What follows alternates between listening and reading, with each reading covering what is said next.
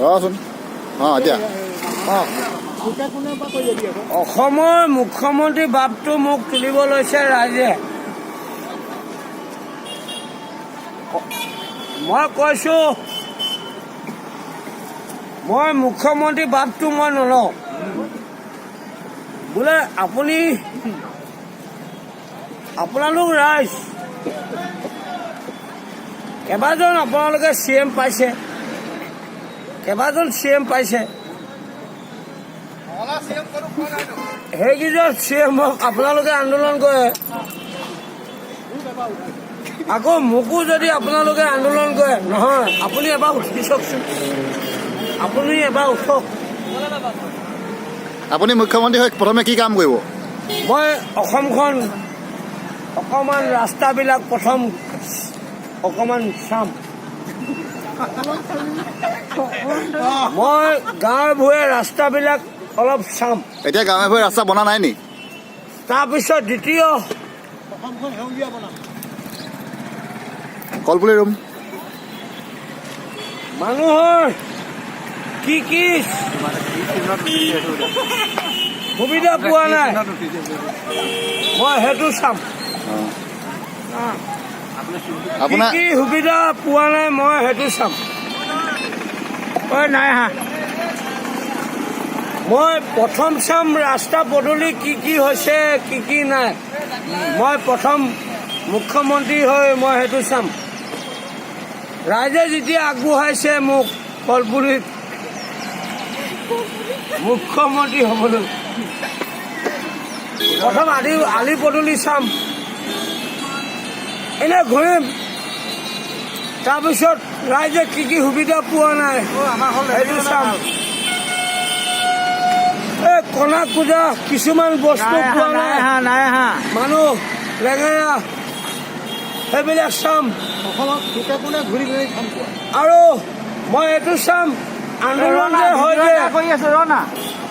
অসমত যে আন্দোলন হয়, চব জনগোষ্ঠী আন্দোলন হয়, চাহ জনগোষ্ঠী আন্দোলন হয়, ছাত্ৰ সন্থা আন্দোলন হয়, আটাচু আন্দোলন হয়, যুৱ পৰিষদ আন্দোলন হয়, টাই অসম আন্দোলন। কিয় কাৰণে আন্দোলনটো কৰিব লাগে? তেওঁলোকে ঘৰে ঘৰে নোপোৱাৰ কাৰণে আন্দোলনটো হৈ থাকে।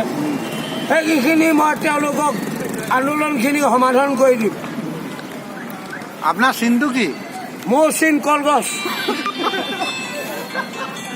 আপুনি বাংলাদেশীৰ বিষয়ে কি ক'ব? বাংলাদেশী আপুনি আনিব নি? বাংলাদেশী মই নানো অসমত ইমান, আৰু মই বিহাৰীও মই ইমান নানো। মই এতিয়া হিন্দু বাংলাদেশী আনিব বিচাৰিছে চৰকাৰে, এইটোত আপুনি কি ক'ব? মই এইটোৱে ক'বলৈ যাওঁ, বাংলাদেশী ইয়াত অসমত নহ'ব, বিহাৰীও ইমান নহ'ব। বিহাৰীৰ উৎপাতটো অসমত বেছি হৈছে অলপ, বাংলাদেশীও উৎপাত বেছি হৈছে। তেওঁলোকক মই যেতিয়া আপোনালোকে যদি মোক বনাই দিয়ে আপোনালোকৰ সংগঠনে, মই আপোনালোকৰ সংগঠনটো মই আন্দোলন কৰিবলৈ দৰকাৰ নাই। ঘৰ ঘৰত কষ্ট পাইছে কাৰণে আন্দোলন কৰিছে এজন মুখ্যমন্ত্ৰী। আপুনি বিহাৰীক কি কৰিব? সেইবিলাক আমি CM কৰিম, কি কৰিব লাগে সিহঁতক। না আপুনি বিহাৰীক কি কৰিব? CM মোক যদি আপোনালোকে সংগঠনেও বনাই দিয়ে মই নিশ্চয় কৰিম। আপোনাক বিহাৰী ভোট নালাগে নি? আপোনাক বিহাৰী ভোট নালাগে নি? মোক বিহাৰী ভোট ইমান দৰকাৰ নাই। মানে দৰকাৰ আছে মানে অলপ, 2-4টা দিলে হ'ব, মানে 2-4টা বিহাৰী দিলে হ'ব। আৰু মাওৱাৰীবিলাক মই তেওঁলোকৰ উৎপাত শুনা নাই বাৰু। উৎপাত হ'লে তেওঁলোকো আন্দোলন হ'ব। যদি বনাই মই অসমৰ লোকে কোনে প্ৰথম ঘূৰিম বুলি গাড়ীয়ে গাড়ীয়ে ঘূৰিম আমি। মোক যেতিয়া কৈছে বনক, অসমৰ মুখ্যমন্ত্ৰী বনক, আপুনি বনক, মই কৈছো নবনো।